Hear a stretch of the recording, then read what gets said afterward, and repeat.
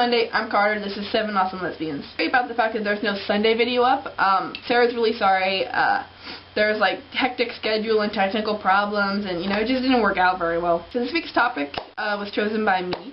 It's in honor of the fact that October was LGBTQ History Month. I don't know how many of you knew that, but it was. Pretty awesome. Yeah, so this week we're each going to talk about someone from the community who had an impact in some way, shape, or form. So I'm going to talk about Matthew Shepard. I found out recently that a lot of people don't know who he was, from this generation anyway. A lot of people don't know who he was, and I think that's a very big problem because his story is very important, and he had quite the impact on the community.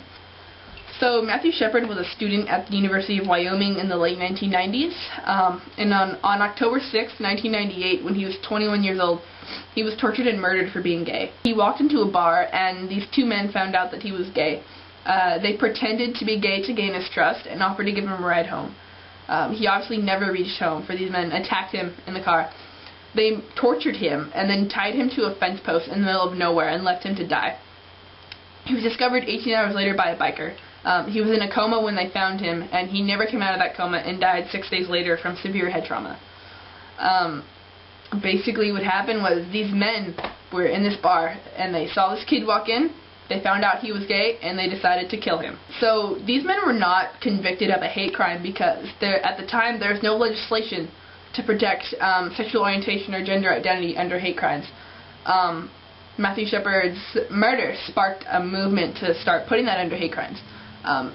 In the late-ish 2000s, the Matthew Shepard Act was drawn up, which would have put sexual orientation, gender identity, and disability under the hate crimes.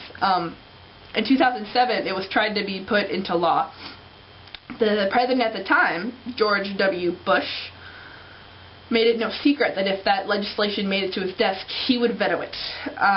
So it didn't come into effect in 2007. It wasn't until 2009 that President Barack Obama signed off, and so now it is law under the Matthew Shepard Act that sexual orientation and gender identity and disability are all hate crimes. Matthew Shepard's mom also founded the Matthew Shepard Foundation, which promotes diversity and tolerance.